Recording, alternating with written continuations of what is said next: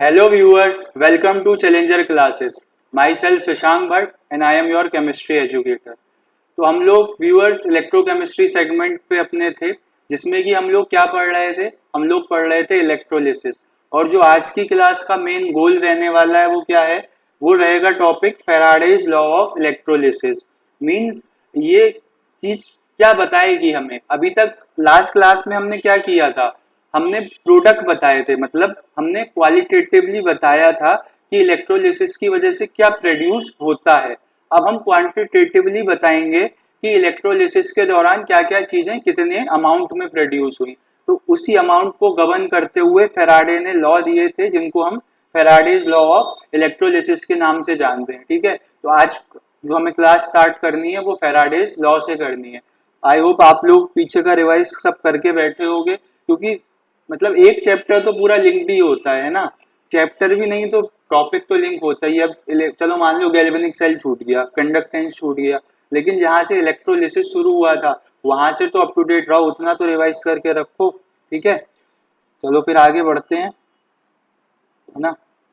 और हम स्टार्ट करेंगे अपना कहाँ से, फेराडेज लॉ से, तो मुझे बताते रहना, ठीक है।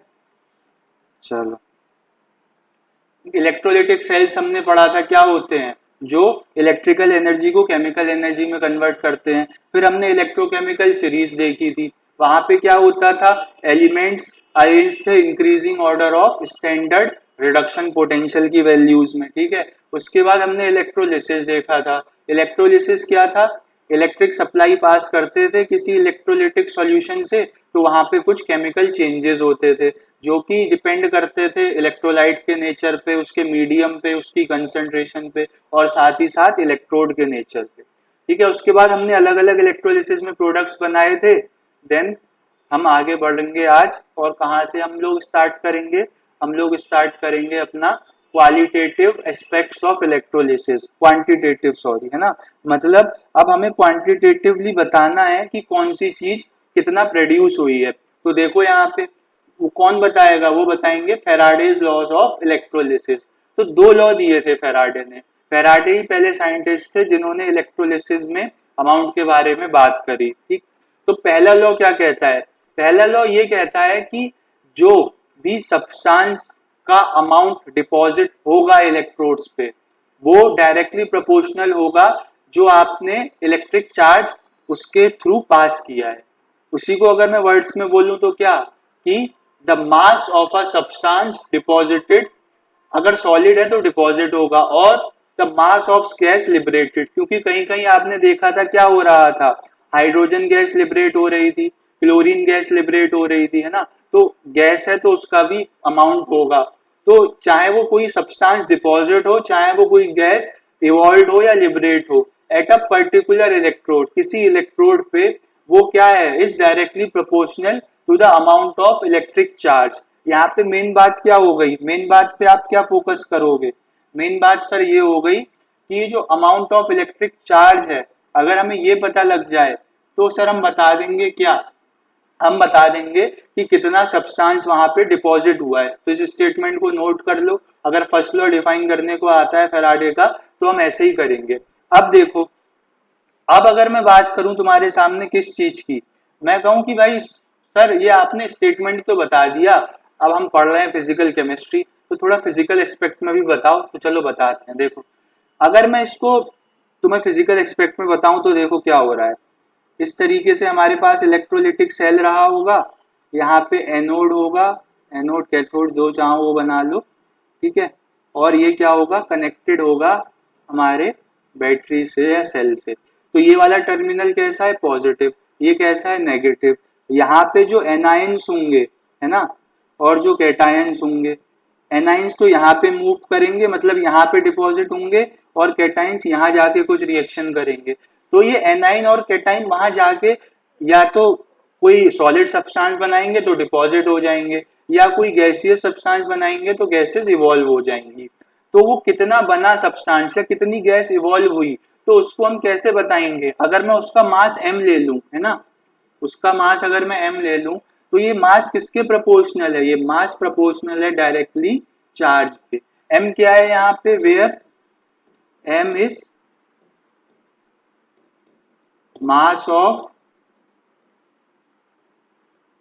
सब्सटेंस जो भी आपका क्या हुआ है, जो डिपॉजिट हुआ है। और Q क्या है, Q इज इलेक्ट्रिक चार्ज। तो चार्ज की आपको यूनिट पता है, फिजिक्स में कूलाम होती थी, है ना, तो चार्ज की यूनिट कूलाम रहेगी। अब एक फॉर्मूला हुआ करता था जो चार्ज को और करंट को और टाइम को रिलेट करता था। वो फॉर्मूला क्या होता था, वो फॉर्मूला होता था sir Q is equals to I T, यानी कि कितना चार्ज वहां से पास हो रहा है वो हम कैसे बताते थे, वो हम बताते थे कि कितना करंट जनरेट हो रहा है और कितने टाइम के लिए हो रहा है। तो Q equal to I T होता है। अब इस चीज को अगर मैं अपने इस एक्सप्रेशन में रिप्लेस करूं तो क्या बन जाएगा, ये देखो, तो ये बन जाएगा सर M, प्रोपोर्शनलिटी तो है ही, और आई टी। ठीक है, अब मुझे बताओ प्रोपोर्शनलिटी जब भी होती है तो उसे हटाते हैं, उसकी जगह हम क्या लगाते हैं, कांस्टेंट लगाते हैं। तो यहाँ पे जो कांस्टेंट लगता है वो हम Z से डिनोट करते हैं। फॉर्मूला क्या बन गया, जेड आई टी। सर ये Z क्या है यहाँ पे, वेयर Z क्या है, Z इज इलेक्ट्रोकेमिकल इक्विवेलेंट। अभी बताऊंगा ये क्या होता है, पहले लिख लो इसको, है ना। Z क्या है, Z है इलेक्ट्रोकेमिकल इक्विवेलेंट। तो अभी हमें इसको जानना होगा, ठीक है। और I क्या है, I इज करंट, है ना, करंट काय में होता है, एम्पियर्स में होता है। और T क्या है, टाइम, कितने टाइम के लिए वो करंट पास हुआ है। ठीक है, तो इतना नोट कर लो स्टेटमेंट, और वो स्टेटमेंट क्या बताता है उस चीज को नोट करो। फिर मैं Z बताता हूँ, Z को कैसे निकाल सकते हैं। Z क्या होता है, इलेक्ट्रोकेमिकल इक्विवेलेंट होता है, जो कि कांस्टेंट होता है। ठीक है, तो अलग अलग सब्सटेंस के लिए अलग अलग होगा, तो उसको देखते हैं। इसको इतना नोट कर लो, फिर आगे बढ़ते हैं।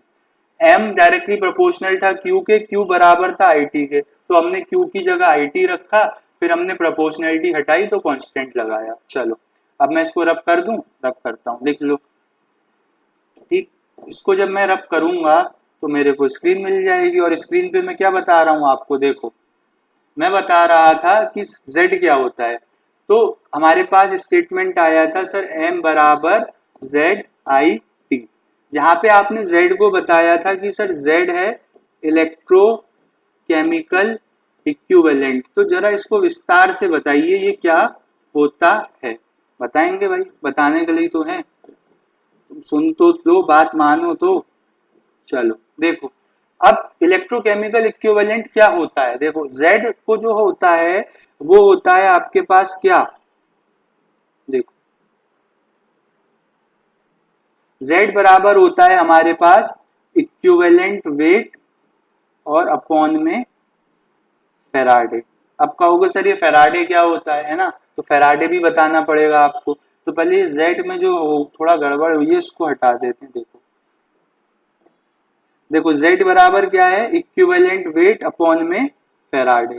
तो सर ये इक्विवेलेंट वेट बताओ और फेराडे बताओ क्या होता है। देखो इक्विवेलेंट वेट थोड़ा मतलब बेसिक कॉन्सेप्ट्स वाले जो चैप्टर होते थे हमारे 11th में उसका टॉपिक है, बट कोई बात नहीं, मैं बताऊंगा यहाँ पे आपको। देखो इक्विवेलेंट वेट होता है किसी भी चीज का मोलर वेट, है ना, और वहां पे वो जो रेडॉक्स रिएक्शन कर रहा होगा, मतलब ऑक्सीडेशन या रिडक्शन रिएक्शन, तो उसके दौरान कितने इलेक्ट्रॉन उसने लूज किए या कितने इलेक्ट्रॉन उसने गेन किए, उससे आप डिवाइड कर दोगे। तो यहाँ पे क्या आ जाता है, number of electron transferred. Transfer का मतलब आए भी हो सकते हैं, गए भी हो सकते हैं, दोनों हो सकता है। यहाँ तो आप ऐसे ही निकालते हो इक्विवेलेंट वेट रेडॉक्स रिएक्शन के केस में। अब और जगह एसिड्स के केस में क्या हो जाता है, मोलर वेट डिवाइडेड बाय कितने H प्लस आयन दे रहा है। बेसिस के केस में क्या हो जाता है, मोलर वेट डिवाइडेड बाय कितने OH माइनस आयंस दे रहा है। तो यहाँ उनसे लेना देना नहीं है, तो जिस चीज से लेना देना है वो चीज को मैंने आपको बता दिया। ठीक है, इक्विवेलेंट वेट ये होता है। अब एक चीज हमारे पास और है क्या, फेराडे। तो देखो फेराडे क्या होता है, फेराडे इज चार्ज, कहाँ पे, Faraday is charge on 1 mole of electron. मतलब जो 1 मोल इलेक्ट्रॉन पे चार्ज होगा वो फेराडे कहलाया जाता है। तो सर कितना चार्ज होगा, देखो एक इलेक्ट्रॉन पे कितना चार्ज होता है, एक इलेक्ट्रॉन पे चार्ज होता है 1.6 into 10 to the power -19 coulomb. होता है कि नहीं होता है। अब अगर मैं बात करूं कि एक मोल इलेक्ट्रॉन पे बताओ, तो एक मोल इलेक्ट्रॉन का मतलब कितने इलेक्ट्रॉन है हमारे पास, मतलब Na नंबर ऑफ इलेक्ट्रॉन्स है। Na क्या होता है, एवोगैड्रो नंबर। तो यहाँ आप क्या कर दोगे, यहाँ आप इसको किससे मल्टीप्लाई कर दोगे, आप इसको एवोगैड्रो नंबर से मल्टीप्लाई कर दोगे। दिख रहा है ना यहाँ पे, हाँ दिख रहा है, ठीक है। तो जो मल्टीप्लाई करोगे आप, वो क्या आएगा, आएगा कोई बड़ी सी क्वांटिटी, देखो 6.022 इंटू 10⁻23 हो जाएगा, ठीक है। तो यहाँ पे जो वैल्यू निकल के आती है वो समथिंग अराउंड 96484 ऐसे आती है। तो हम उसको राउंड ऑफ करके कितना लिख लेते हैं, 96500 कूलाम। तो एक मोल इलेक्ट्रॉन्स पे कितना चार्ज है कूलाम में, 96500 यानी कि 96500।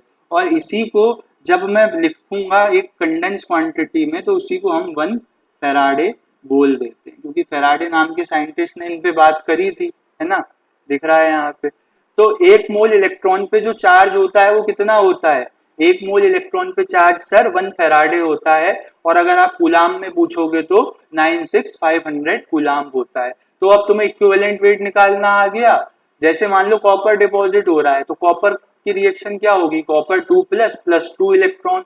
तो कॉपर का मोलर वेट 63.5 डिवाइडेड बाय आपका जो उसके इलेक्ट्रॉन्स हैं 2 इलेक्ट्रॉन, तो इक्विवेलेंट वेट आ जाएगा। फेराडे की मैंने आपको वैल्यू बताई थी, ठीक है। इतना नोट करो, फिर इस पे मैं क्वेश्चन कराता हूँ तो और अच्छे से कॉन्सेप्ट क्लियर होगा, ठीक है। चलो अब कर दूं, कर ही रहा हूँ, तुम्हारे भरोसे रहेगा तो ये बोर्ड ऐसे ही रह जाएगा। चलो नोट कर लो और आगे देखो। देखो आगे हमारे पास क्वेश्चन है, हाँ है तो सर, देखो क्वेश्चन क्या है बेटा, how much charge is required for the following, कितना चार्ज लगेगा इन सब कामों के लिए। तो काम तो बताओ सर, एक मोल Al3 प्लस कन्वर्ट हो रहा है Al में। तो मुझे बताओ अगर एक मोल तुम्हारा क्या Al3 प्लस कहाँ जा रहा है, Al में, तो कैसे जाएगा वो, अगर उसे यहां से यहां जाना है तो वो कैसे जाएगा, तो वो सर ऐसे जाएगा कि 3 इलेक्ट्रॉन गेन कर लेगा। तभी तो देखो यहाँ पे न्यूट्रल स्पीसीज मिलेगी और एल्युमिनियम आपका डिपॉजिट हो जाएगा। तो एल्युमिनियम को डिपॉजिट होने के लिए कितने इलेक्ट्रॉन लगे, 3 इलेक्ट्रॉन। तो चार्ज कितना लगेगा, जितने 3 इलेक्ट्रॉन पे चार्ज होता है ना। तो यहाँ पे बताओ कितना चार्ज लगेगा, तो यहाँ पे चार्ज रिक्वायर्ड जो हो जाएगा वो किसके बराबर हो जाएगा, वो बराबर हो जाएगा किसके, वो बराबर हो जाएगा charge on 3 mole of electron.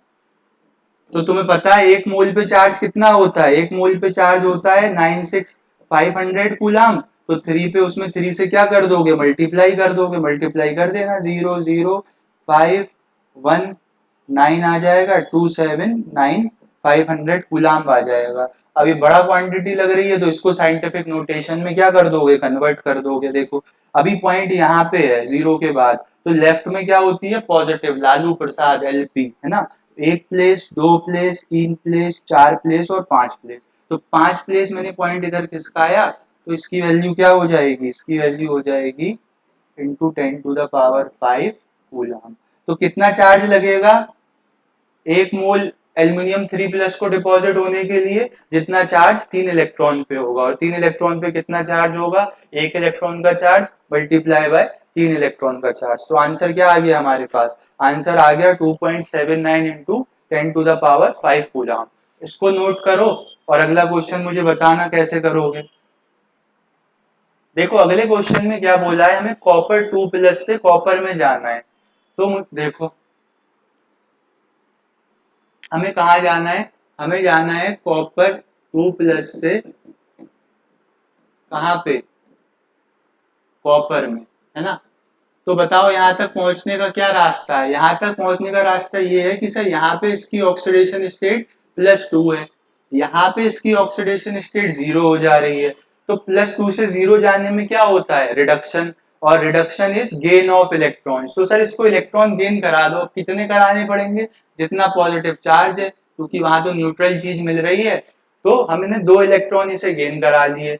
अब कितना चार्ज यहाँ पे रिक्वायर्ड होगा, तो चार्ज रिक्वायर्ड किसके बराबर हो जाएगा, चार्ज रिक्वायर्ड हो जाएगा उतना जितना 2 मोल इलेक्ट्रॉन्स पे होगा। तो कितना हो जाएगा, charge on 2 mole electrons. 1 mole electron का मैंने आपको निकाल के बता ही रखा है 96500। तो आपने 2 से मल्टीप्लाई किया, ये 0 आया, 0 आया, ये भी 0, ये 0 है, 6 नहीं है मेरा, ठीक है। और यहाँ पे 1 आएगा तो 3 हो जाएगा, फिर 1 आएगा तो 19,193,000 कूलम। साइंटिफिक नोटेशन में कर दोगे तो और अच्छा लगेगा, सुंदरता भी तो कोई चीज है। 1 2 3 4 5, 5 प्लेस इधर आए तो 10 की पावर 5 कूलम, वहां भी 5 ही प्लेस आए थे, है ना। तो ये आंसर आ गया आपके सेकंड वाले पार्ट का, और ये आंसर किसका था, फर्स्ट वाले पार्ट का, ठीक है। इसको नोट करो।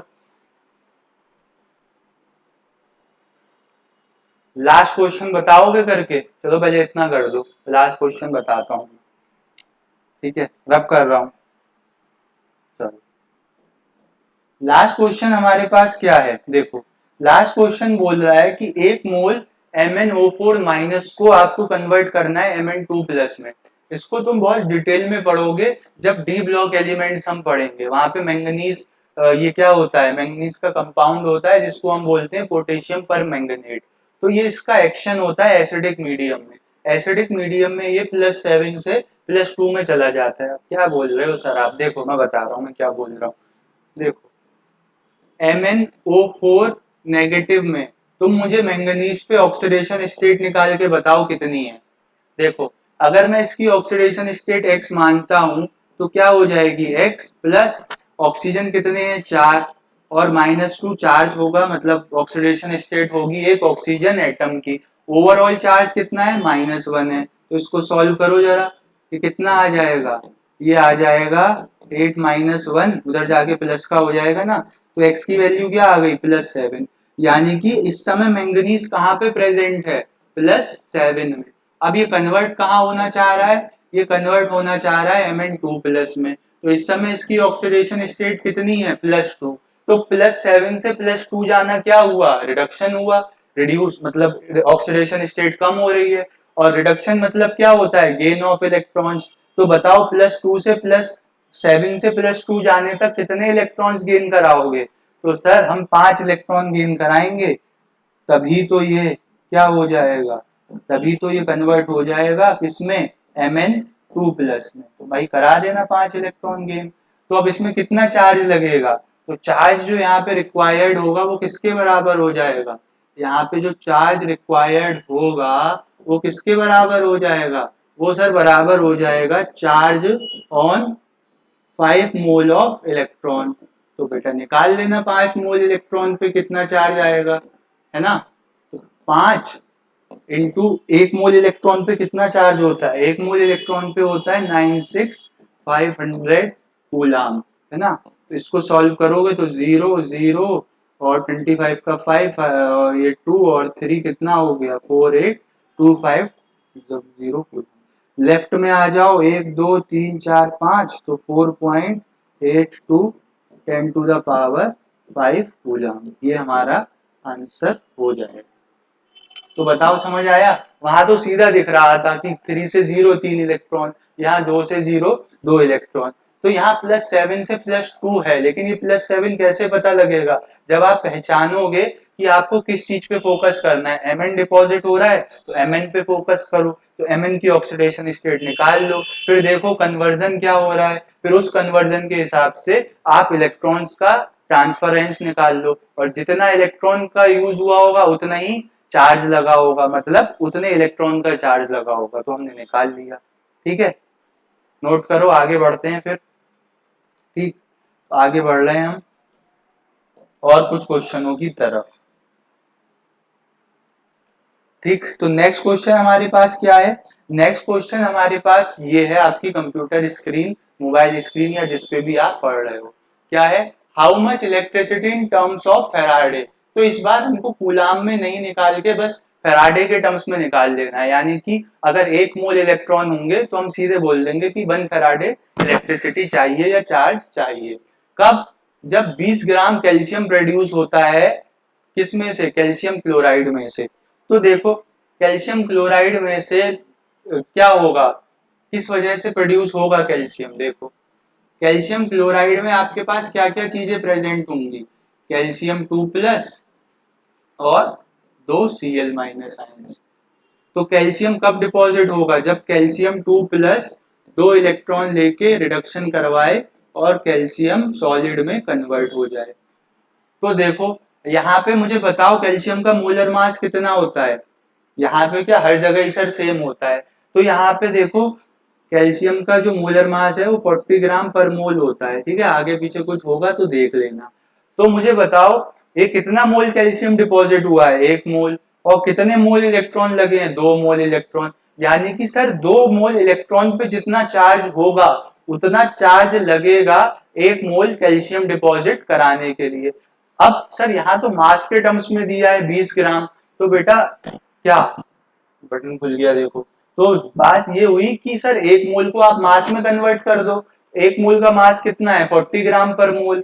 तो हमें यहां से क्या पता लगा, हमें ये पता लगा कि 40 ग्राम ऑफ कैल्शियम को डिपॉजिट कराने के लिए कितना चार्ज लगता है, 40 gram of calcium is deposited bye कितना, जितना चार्ज है 2 मोल इलेक्ट्रॉन पे है ना, तो 2 मोल इलेक्ट्रॉन पे कितना चार्ज होगा, 1 मोल पे 1 फैराडे होता है, 2 मोल पे 2 फैराडे हो जाएगा, है ना। तो 40 gram of calcium is deposited bye 2 Faraday charge.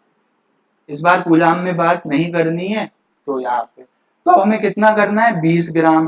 तो 20 ग्राम ऑफ कैल्शियम कैसे डिपॉजिट हो जाएगा, तो यहाँ पे यूनिटरी मेथड लगा दो, 2 अपॉन क्या 40 इंटू 20 हो जाएगा। तो सॉल्व कर लेना, ये क्या आ जाएगा, यहाँ से कैंसिल करोगे 2, है ना, ये कैंसिल हो जाएगा यहाँ से ऐसे, फिर वो कैंसिल हो जाएगा तो 1।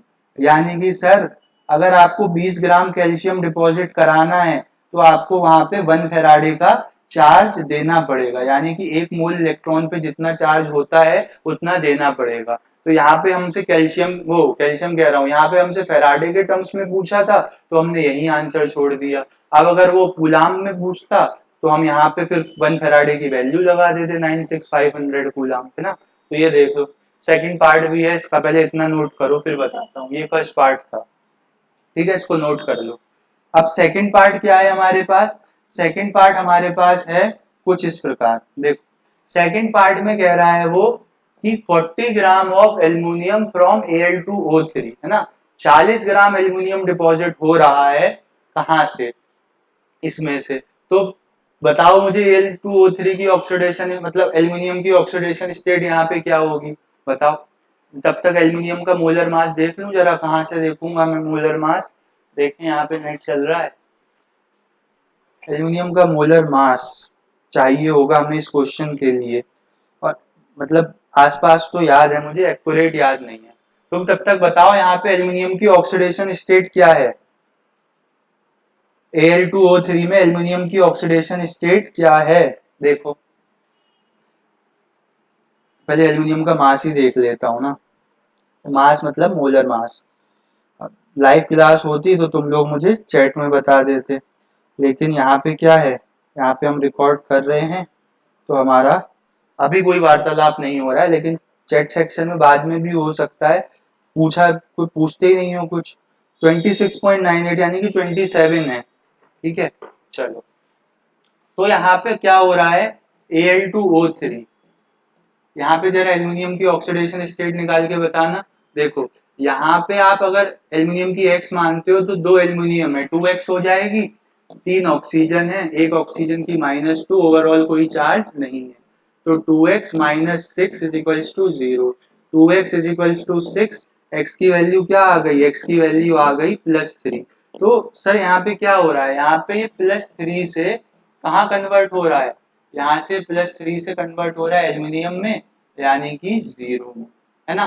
तो यहाँ पे क्या हो रहा है, +3 से 0 मतलब रिडक्शन, यानी कि एक एल्यूमिनियम 3 इलेक्ट्रॉन का यूज कर रहा है ना। तो हमें क्या पता लगा सर, हमें पता लगा एल्यूमिनियम 3+ में है और 3 इलेक्ट्रॉन्स का यूज करके वो एल्यूमिनियम सॉलिड डिपॉजिट कर रहा है। तो बताओ कितना चार्ज लगेगा इस काम के लिए, है ना।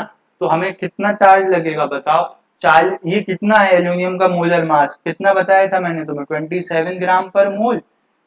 तो यहाँ पे कितना एल्यूमिनियम डिपॉजिट हो रहा है, यहाँ पे डिपॉजिट हो रहा है 1 मोल एल्यूमिनियम, और कितना चार्ज लग रहा है, जितना 3 इलेक्ट्रॉन पे चार्ज होगा। तो हमें पता है कि 1 मोल यानी कि 27 gram of aluminium is deposited bye, कौन डिपॉजिट कर रहा है इसको, इज डिपॉजिटेड बाय कितना charge, deposited by charge on 3 mole of electron. ठीक है, तो मतलब 27 ग्राम एल्यूमिनियम के लिए हमें कितना चाहिए, 3 फैराडे चार्ज चाहिए, और अब डिपॉजिट कितना कराना है, 40 ग्राम।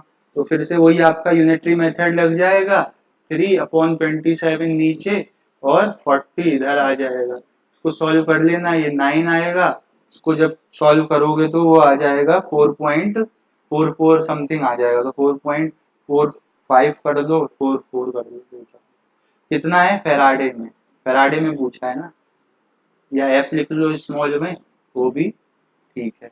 तो देखो क्वेश्चन समझ आया। तो यहाँ पे आपको क्या करना है, यहाँ पे आपको ऑक्सीडेशन स्टेट निकाल के देखना है कि क्या हो रहा है, रिडक्शन हो रहा है, फिर रिडक्शन में कितने इलेक्ट्रॉन्स इन्वॉल्व हुए हैं, तो उतने ही इलेक्ट्रॉन का चार्ज यूज हुआ होगा, तो उसकी हेल्प से आप निकाल लोगे। कभी आपसे मास दे देगा, कभी मोल्स दे देगा। पिछले क्वेश्चन में मोल्स थे, इस क्वेश्चन में क्या था, मास था। ठीक है, आगे बढ़े। ठीक है, आगे बढ़ते हैं। चलो नेक्स्ट क्वेश्चन, नहीं नेक्स्ट क्वेश्चन का सर आगे तो बढ़ाओ। देखो नेक्स्ट क्वेश्चन हमारे पास क्या है, नेक्स्ट क्वेश्चन हमारे पास ये है कि अ सॉल्यूशन ऑफ निकल nitrate is electrolysed between platinum electrodes using a current of 5 amperes for 20 minutes. ठीक है, व्हाट मास ऑफ निकल इज डिपॉजिटेड एट कैथोड। तो निकल नाइट्रेट, नाइट्राइट का क्या हो रहा है, इलेक्ट्रोलिसिस हो रहा है। तो यहाँ पे देखो कौन कौन सी चीजें प्रेजेंट होंगी, जैसे इस पे इलेक्ट्रिक करंट पास होगा तो निकल 2+ हो जाएगा, और ये नाइट्रेट के आयंस हो जाएंगे। ठीक है, तो अब किस क्या डिपॉजिट हो रहा है, निकल। तो निकल कैसे डिपॉजिट हो सकता है, निकल ऐसे डिपॉजिट हो सकता है कि 2 इलेक्ट्रॉन गेन करके रिड्यूस होके निकल सॉलिड में कन्वर्ट हो जाए, है ना, ये बात समझ आ गई। अब वो पूछ रहे हैं कि व्हाट मास ऑफ निकल इज डिपॉजिटेड। अब कितना निकल डिपॉजिट होगा ये कैसे डिसाइड होगा, ये डिसाइड होगा चार्ज के बेसिस पे। तो पहले चार्ज दिया है क्या कहीं पे, नहीं, लेकिन इन्होंने करंट दे रखा है कितना, 5 एम्पियर। तो करंट की वैल्यू कितनी दे रखी है, 5 एम्पियर, और टाइम कितना दे रखा है, 20 मिनट्स, है ना, टाइम कितना दे रखा है, 20 मिनट्स, लेकिन हम टाइम यहाँ पे सेकेंड्स में यूज करेंगे। तो कितना हो जाएगा, 20 इंटू 60 यानी कि 1200 सेकेंड, है ना, 1200 सेकेंड हो जाएंगे। तो देखो चार्ज कितना हो जाएगा, Q इक्वल टू IT से निकाल लोगे, बता रखा है।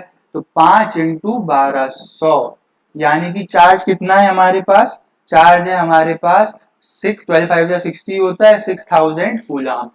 और यहाँ कितना चार्ज लग रहा था, यहाँ 2 मोल इलेक्ट्रॉन का चार्ज लग रहा था 1 मोल निकल को डिपॉजिट कराने के लिए, यानी कि निकल का मोलर मास चाहिए होगा, है ना। तो निकल का मोलर मास देख लो सर, आप देख रहे हैं भाई, बैगन आलू गाजर इन थाली, निकल उसमें आता है ना, डी ब्लॉक में आता है वो तो, scandium titanium vanadium chromium manganese, है ना, आयरन कोबाल्ट निकल, इसका होता है 58.69। तो आप क्या मान सकते हो, 58.5 मान लो या 59 मान लो, क्वेश्चन में दिया होगा वैसे। ठीक है, तो इसको हम मान लेते हैं क्या, 58.5 मान ले रहा हूं। ये इसका क्या है, ये इसका मोलर मास है, ठीक है, निकल का। तो यहां से हमें क्या पता लग रहा है, हमें ये पता लग रहा है कि सर 58.5 ग्राम ऑफ निकल डिपॉजिट होता है कब, इज डिपॉजिटेड बाय कितना, 2 मोल ऑफ इलेक्ट्रॉन्स चार्ज, यानी कि 2 मोल इलेक्ट्रॉन पे जितना चार्ज होता है उससे क्या होता है, 58.5 ग्राम निकल डिपॉजिट होता है, यानी कि 2 मोल में कितना हो गया, 2 इंटू 96 500 कूलाम चार्ज से कितना निकल डिपॉजिट हो रहा है? 58.5 ग्राम। तो अब हमारे पास चार्ज कितना आया था? 6000। तो देखो वन से कैसे, वन का क्या हो जाएगा, वन कूलाम से कितना हो जाएगा? ऐसा यूनिटरी मेथड सिखा रहे हो क्या? नहीं भाई, दिखा दे रहा हूं, कहीं एकदम से नहीं समझ आए तो। अब कितना चार्ज है हमारे पास? 6000 कूलाम। तो 6000 कूलाम से कितना हो जाएगा? मल्टीप्लाई कर देना, 58.5 अपॉन में 2 इंटू 96500, और जितना चार्ज था 6000। ठीक है, तो यहाँ पे तुम्हारे पास मास आ जाएगा। इसको सॉल्व कर लेना, देखो क्या आएगा। 58.5, ये जीरो से जीरो कैंसिल कर देना। ठीक है, और मैं आगे बता रहा हूँ सॉल्व करके। 58.5 into 60 divided by 2 divided by 965, तो ये आ गया 1.81। तो 1.81 ग्राम निकल होगा अगर 5 एम्पियर का करंट 12 मिनट के लिए पास होता है, तो 1.81 ग्राम निकल डिपॉजिट हो जाएगा। तो ये हमारे पास आंसर था। ये क्वेश्चन बताओ समझ आया?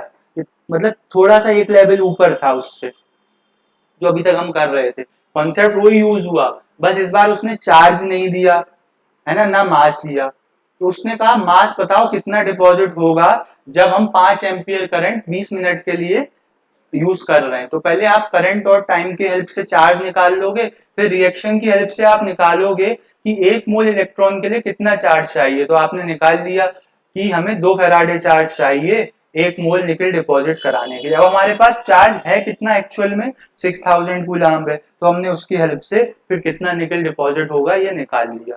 तो ये सारे पॉसिबल क्वेश्चन थे हमारे पास फर्स्ट लॉ के एनसीईआरटी से, मैंने सारे करा दिए। ठीक है, और कहीं कुछ भी मिलता है आपको तो कर लेना, अब हो जाएगा।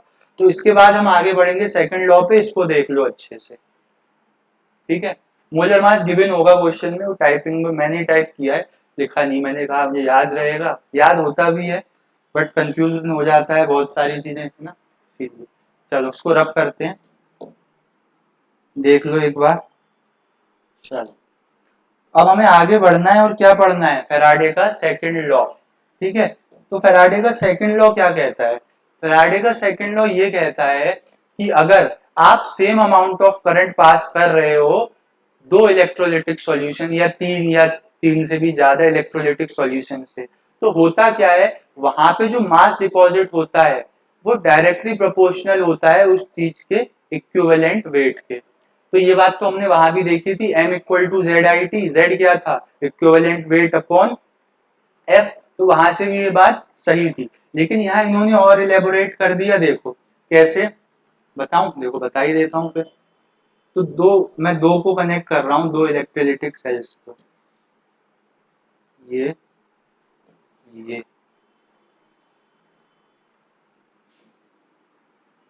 ये और डायग्राम की हेल्प से समझा रहा हूँ। स्टेटमेंट तो लिखा ही है, स्टेटमेंट पढ़ लो तब तक तुम लोग। क्या लिखा है statement? If same amount of electric charge is pass through different electrolytes then the amount of substance deposited and liberated is directly proportional to its equivalent weight। चलो आओ इसको समझते हैं। ये तो भाई किताब की भाषा छाप दी, किताब की नहीं है, उसमें और अलग तरीके से दी है डेफिनेशन, मैंने उसको सिंप्लीफाई किया है और सिंप्लीफाई कर रहा हूँ। देखो कनेक्टेड है मतलब इस तरीके से, ये इससे कनेक्टेड है और ये यहाँ से ऐसे कनेक्टेड। तो हो क्या रहा है, हम सेम अमाउंट ऑफ चार्ज फेंक रहे हैं। सपोज करो यहाँ पे क्या है, यहाँ पे ये है आपके पास जिंक का इलेक्ट्रोलिटिक सेल्स। ठीक है, यहाँ पे जिंक सल्फेट है, यहाँ पे कॉपर सल्फेट है। तो यहाँ पे क्या डिपॉजिट होगा? जिंक। यहाँ पे क्या डिपॉजिट होगा? कॉपर। ठीक, हम क्या कर रहे हैं, क्यू सेम रख रहे हैं दोनों के लिए। क्यू इज सेम, यानी कि सेम इलेक्ट्रिक चार्ज पास कर रहे हैं। तो मुझे बताओ यहाँ पे जो मास ऑफ जिंक डिपॉजिट होगा उसको तुम कैसे निकालते? उसको तुम निकालते सर जिंक के लिए Z और IT, या फिर बोल दो जिंक के लिए Z और Q। तो Z कैसे आता है? Z आता है इक्विवेलेंट वेट अपॉन में क्या? अपॉन में इलेक्ट्रॉन्स, है ना। तो इलेक्ट्रॉन्स कितने हो, मतलब अपॉन में फेराडे, दिख रहा है ना F यहाँ पे, हाँ ठीक है, और इनटू Q। इक्विवेलेंट वेट बाद में आता है, वो कैसे आता है? Molar weight upon number of electrons का जो ट्रांसफर हुआ है। ऐसे ही यहाँ मुझे कॉपर डिपॉजिट जो होगा वो बताओ कितना डिपॉजिट होगा, तो वो बोल दोगे सर आप यहाँ के लिए Z और कितना चार्ज आपने पास किया है, Q दोनों जगह के लिए सेम है, तो Z कैसे आ जाएगा यहाँ पे, ये इक्विवेलेंट वेट किसका था, ये इक्विवेलेंट वेट जिंक का था, और यहाँ पे जो इक्विवेलेंट वेट यूज हो जाएगा वो किसका हो जाएगा, कॉपर का। Z होता था इक्विवेलेंट वेट अपॉन फेराडे, है ना, और सर ये फेराडे दिख नहीं रहा है, लो अब दिखेगा, इनटू Q। अब इनका जरा रेशियो लो, देखो जो जिंक का मास डिपॉजिट हुआ है अपॉन जो कॉपर का मास डिपॉजिट हुआ है उसको जरा सॉल्व करो। देखो जिंक के लिए क्या है, जिंक का इक्विवेलेंट वेट है ना, और अपॉन में F इंटू Q, और कॉपर के लिए क्या है, कॉपर का इक्विवेलेंट वेट है ना, जो चार्ज पास हुआ है अपॉन में फेराडे। तो देखो ये डिवाइड में है ना, तो फेराडे से फेराडे कैंसिल, क्यू से क्यू कैंसिल, तो mass of zinc ratio mass of copper जो डिपॉजिट हुआ वो किसके बराबर हुआ, वो हुआ equivalent weight of zinc ratio equivalent weight of क्या, कॉपर। तो यहाँ से हमने क्या पाया कि मास जो होता है वो डायरेक्टली प्रोपोर्शनल होता है इक्विवेलेंट वेट के। जो कंक्लूजन, मास मतलब जो डिपॉजिट हो रहा है, ये नहीं कि मास होता है मास, ठीक है। तो ये एक्सप्रेशन था जिसको उन्होंने स्टेटमेंट में लिखा है, तो मैंने आपको देखो पूरा डराइव करके बता दिया कि कैसे क्या बोला उन्होंने, ठीक है। उन्होंने कहा अगर दो इलेक्ट्रोलिटिक सॉल्यूशंस आपस में कनेक्टेड हैं और आप सेम अमाउंट ऑफ चार्ज उनके थ्रू पास करा रहे हो, तो जो मास डिपॉजिट होगा इलेक्ट्रोड्स पे या जो गैस लिबरेट होगी वो क्या होगी, वो प्रोपोर्शनल होगी उन्हीं चीज के इक्विवेलेंट्स के। या आप रेशियो ऑफ मास डिपॉजिटेड देखते हो तो वो किस रेशियो के बराबर आएगा, वो बराबर आएगा उन्हीं चीज के इक्विवेलेंट मास के रेशियो के बराबर, जो कि ये स्टेटमेंट है, ठीक है। देखो इसे, तो इस पे क्वेश्चन करेंगे, ठीक है। चलो सब दिख ही रहा है। तो नेक्स्ट मेरे पास क्वेश्चन है, तो होना चाहिए, मैंने लगाया है, मुझे याद है, ठीक है। याददाश्त कमजोर है लेकिन इतनी भी नहीं है। चलो लिख लो इसको, स्टेटमेंट लिख लो, ठीक है, डायग्राम बना लो अपने समझने के लिए। चलो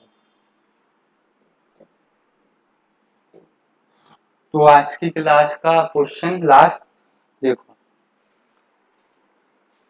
हाँ यहाँ पे 4 नीचे होगा सब स्क्रिप्ट में, हो गई गड़बड़ी। चलो क्वेश्चन क्या है, क्वेश्चन है कि 3 इलेक्ट्रोलिटिक सेल्स हैं A B C containing solutions of क्या, तुम्हें सही दिख रहा है ना इसमें, थोड़ी ब्राइटनेस कम करूं, मतलब बढ़ा दूं, देखो क्वेश्चन पढ़ लो फिर मैं कम कर दूंगा उसको। क्वेश्चन क्या है, 3 electrolytic cells A B C containing solutions of zinc sulphate और silver nitrate and copper sulphate respectively are connected in series, series में कनेक्टेड है। A steady current of 1.5 ampere was pass through them, मतलब 1.5 ampere current तीनों से पास करा है, until 45 gram of the silver deposited at the cathode of the call, हो गया यार, ये सेल है ना, कैथोड ऑफ सेल बी, यहाँ पे सेल होगा, ठीक है, यहाँ पे सेल कर लेना, ठीक है। How long the current will flow, कब, तो हमें पहले बताना है कि करंट कितनी देर तक फ्लो होगा। अब हमें मास दे दिया है, मास से चार्ज निकाल लेंगे, चार्ज से टाइम निकाल लेंगे। And what mass of copper in zinc were deposited, तो एक बार चार्ज पता लग जाएगा तो चार्ज से फिर हम इन लोगों का मास भी बता देंगे, ठीक है। तो क्वेश्चन दिख गया होगा आपको, दिख गया ना, मैं इसको शार्पनेस तो नहीं ब्राइटनेस करनी, ठीक है। क्वेश्चन समझ आया, कुछ तो आया होगा, बिल्कुल भी नहीं आया, देखो थोड़ा सा भी नहीं, देखो 3 सॉल्यूशन है, वो डायग्राम नहीं बना रहा हूं, जैसे पहले 2 थे अब 3 हो जाएंगे। तो वो क्या कह रहे हैं, वो कह रहे हैं 45 ग्राम ऑफ सिल्वर डिपॉजिट हो रहा है, तो सिल्वर कहां से डिपॉजिट होगा, सिल्वर सर AgNO3 सॉल्यूशन से ही होगा, ठीक है। तो इसमें क्या क्या आयंस प्रेजेंट होंगे, Ag प्लस और NO3 माइनस, ये आयंस प्रेजेंट होंगे। अब सिल्वर डिपॉजिट होने की रिएक्शन क्या होगी मुझे बताओ जरा, Ag प्लस एक इलेक्ट्रॉन ले ले रिड्यूस होके Ag सॉलिड में कन्वर्ट हो जाए, ठीक है। तो यहाँ पे ये डिपॉजिट हो जाएगा। अब देखो सिल्वर का मास 108 होता है, चेक कर लूं क्या? सिल्वर का मास 108 होता है, देखो तो वो कह रहा है 45 ग्राम सिल्वर डिपॉजिट हो रही है कैथोड पे, तो बताओ कितनी देर के लिए करंट पास हो रहा है, ठीक है। तो वो कैसे पता लगेगा? वो अगर हम बता दें कि सिल्वर का अमाउंट कितना है, अमाउंट तो बता दिया, ठीक है। सिल्वर का हमें क्या चाहिए? सिल्वर का हमें मोलर मास चाहिए। फोन भी तो हमारा वो है क्या, थोड़ा हल्का फुल्का, 107.8 108 ही है। देखो तो इसका मोलर मास कितना है? 108 ग्राम पर मोल है, ठीक। तो 108 ग्राम अगर सिल्वर डिपॉजिट हो रही है, 108 ग्राम सिल्वर जब डिपॉजिट हो रही है तो कितना चार्ज लग रहा है? 108 ग्राम सिल्वर के लिए हमको 1 फैराडे चार्ज लग रहा है, 1 मोल इलेक्ट्रॉन पे 1 फैराडे तो चार्ज होता है। अब वो कह रहे हैं कितनी सिल्वर, वो बोल रहे हैं 45 ग्राम सिल्वर डिपॉजिट हुई। तो 45 ग्राम सिल्वर कब डिपॉजिट होगी? जब आपके पास 1 फैराडे क्या होता है? 1 फैराडे होता है 96,500 कूलम, यानी कि आप इसको 96,500 और अपॉन में क्या हो जाएगा, ये 108 इंटू 45। तो यहाँ से क्या आ जाएगा? यहाँ से चार्ज आ जाएगा कि कितना चार्ज लग रहा है 45 ग्राम सिल्वर को डिपॉजिट कराने के लिए। बताओ समझ में आया ये कैसे किया मैंने? मैंने इस रिएक्शन की हेल्प से ये देखा कि 1 मोल सिल्वर डिपॉजिट हो रही है 1 मोल इलेक्ट्रॉन की वजह से, यानी कि 1 मोल सिल्वर का मास कितना है? 100 ग्राम।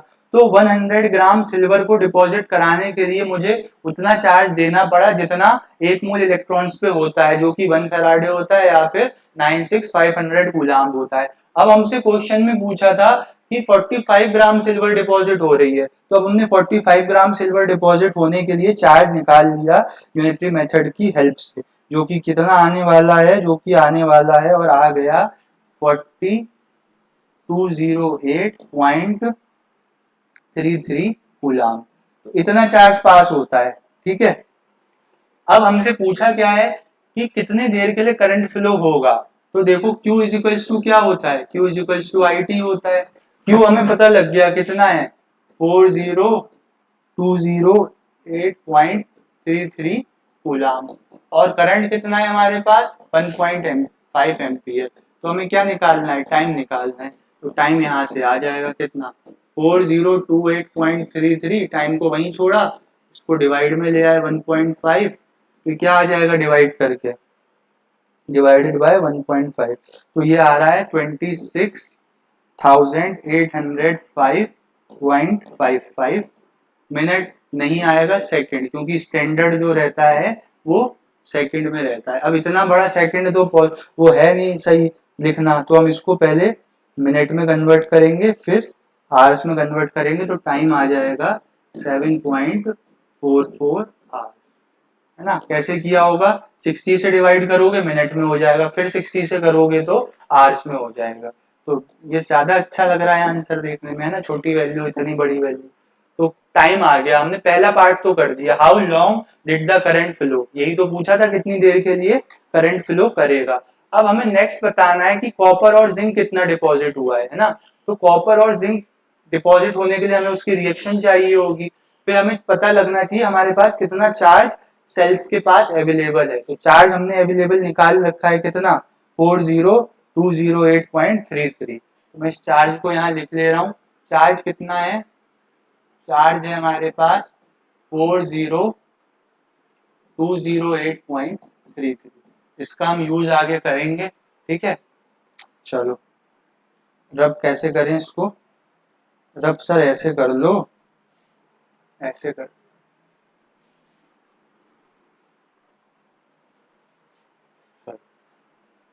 ठीक। अब हम आगे बढ़ते हैं और क्वेश्चन को देखते हैं। अब हमें बताना है कितना कॉपर डिपॉजिट हुआ होगा। तो कॉपर कहाँ से डिपॉजिट होगा? कॉपर सल्फेट के सॉल्यूशन से, जिसमें कि कॉपर के 2+ आयंस और सल्फेट के 2- आयंस होंगे। तो कॉपर डिपॉजिट होने के लिए जो रिएक्शन चलेगी वो क्या होगी, कॉपर 2 प्लस 2 इलेक्ट्रॉन गेन करके कॉपर सॉलिड में कन्वर्ट हो जाएगा। अब हमें क्या पता लग रहा है, अब हमें ये पता लग रहा है कि सर इसका मोलर मास कितना है, 63.5 ग्राम पर मोल है ना, यानी कि सर एक मोल कॉपर डिपॉजिट होने के लिए 2 मोल इलेक्ट्रॉन चाहिए, यानी कि 2 मोल इलेक्ट्रॉन पे जितना चार्ज है उतना यहाँ से पास होना चाहिए। तो हमें क्या पता लगा, हमें ये पता लगा कि 2 इंटू 96,500 कूलाम से कितनी कॉपर डिपॉजिट हो रही है, 63.5 ग्राम ऑफ कॉपर डिपॉजिट हो रही है। अब एक कूलाम से कितना होगा और फिर उससे निकाल लोगे, एक कूलाम से कैसे आ जाएगा 63.5 अपॉन में 2 इंटू 96,500। फिर हमारे पास चार्ज कितना है, चार्ज है हमारे पास 40208.33, ठीक है। तो इससे मल्टीप्लाई कर देना, तुम्हारे पास क्या आ जाएगा, अमाउंट ऑफ कॉपर डिपॉजिटेड। तो बता पाओगे जिंक कितना डिपॉजिट होगा, आंसर बता देंगे, पहले ये तो बता दो, ये मैंने बता दिया, अब वो तुम बताओगे, ठीक है। तो इसको हम क्या कर रहे हैं, इसको हम सॉल्व कर रहे हैं 63.5। तो मैं इसको इजी करने के लिए क्या कर सकते हो, इसको भी साइंटिफिक नोटेशन में कर देना, तो वो 4.02 बचेगा, तो वो अप्रोक्सीमेटली 4 ही हो जाएगा, ठीक है। मेरे पास में कैलकुलेटर है तो इसलिए मैं इसको ऐसे कर रहा हूँ, तुम उसको सिंप्लीफाई कर सकते हो, ठीक। डिवाइडेड बाय 2 डिवाइडेड बाय 96, तो ये जो डिपॉजिट होगा ये 13.22 ग्राम होगा कॉपर डिपॉजिट, ये आंसर है ना। इसमें बोल रहा हूँ उसको यहाँ ले आना, तो ये क्या बदल जाएगा, ये बदल जाएगा 4.0 इंटू 1 2 3 4, यानी कि लेफ्ट में पॉजिटिव तो इसमें बदल जाता है, तुम्हारी कैलकुलेशन इजी हो जाती है, ठीक है। ये मैंने बताया, चलो समझ आया। ये कॉपर डिपॉजिट हुआ है, आंसर है फॉर कॉपर, है ना, कॉपर डिपॉजिटेड। ऐसी जिंक का बताओ, जिंक का बताओ क्या होगा, जिंक का मोलर मास देखूं, जिंक का मोलर मास चाहिए होगा, चलो नोट करो फिर मैं रब करूंगा। जिंक का मोलर मास जो होता है वो 65.3 यानी कि 65 ही होता है, ठीक है। चलो रब कर रहे हैं, ठीक।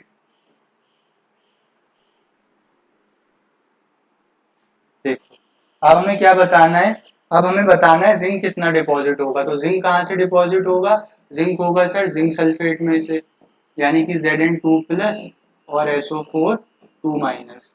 तो जिंक 2 प्लस आइंस क्या करेंगे, 2 इलेक्ट्रॉन ले लेंगे और जिंक सॉलिड में कन्वर्ट हो जाएंगे। तो यानी कि सर 1 मोल डिपॉजिट होने के लिए 2 मोल इलेक्ट्रॉन चाहिए, और 1 मोल इलेक्ट्रॉन का मास कितना है 65.3 ग्राम पर मोल। तो हमें क्या पता लगा, हमें ये पता लगा कि अगर 2 मोल इलेक्ट्रॉन्स का चार्ज पास हो रहा है उस सेल से, तो कितना जिंक डिपॉजिट हो रहा है, 1 मोल जिंक डिपॉजिट हो रहा है, जिसका कि मोलर मास ये है। तो अब हमारे पास चार्ज कितना है, अब हमारे पास चार्ज है 40208.33 कूलाम। तो यहाँ से कितना आ जाएगा, यहाँ से 65.3 से नीचे ले आना, 2 इंटू 96,500 और इसको मल्टीप्लाई में ले जाना, फिर तो यूनिटरी मेथड ही है ना। तो देखो सॉल्व करके क्या आएगा बताओ, सॉल्व करें, करते हैं अभी। देखो 65.3 into 40208.33 equals to this divide by 2 divide by 96,500। तो ये जो आंसर आ रहा है ये भी समथिंग उतना ही आ रहा है, 13.60 gram of zinc will be deposited.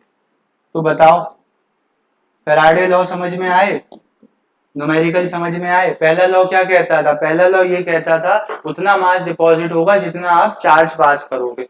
दूसरा लॉ ये कहता था कि जो मास डिपॉजिट हो गया होगा उसका जो अमाउंट होगा वो प्रोपोर्शनल होगा उस चीज के इक्विवेलेंट वेट के। तो इससे हमें क्या पता लग गया, इससे हमें क्वांटिटेटिव एस्पेक्ट भी पता लग गया इलेक्ट्रोलिसिस का, और क्वालिटेटिव तो हमने देख ही लिया था हाइड्रोलिसिस करा करा के। तो जो इम्पोर्टेंट पार्ट था वो इस चैप्टर का खत्म हो गया है, और यूजुअली लोग यहीं तक पढ़ाते भी हैं, लेकिन हम इसको और आगे डिटेल में अब बैटरीज पे चर्चा करेंगे। बैटरीज थोड़ा थ्योरेटिकल टॉपिक रहेगा, तो उसको क्रैम्प ही करना पड़ेगा, है ना। रिएक्शंस होंगी, एनोड किस चीज का है, कैथोड किस चीज का है, तो वहां पे हम समझाने की कोशिश पूरी करेंगे, लेकिन आखिर में यही कहेंगे कि भाई याद कर लो, एनोड इस चीज का है, कैथोड इस चीज का है, और रिएक्शन बना लो।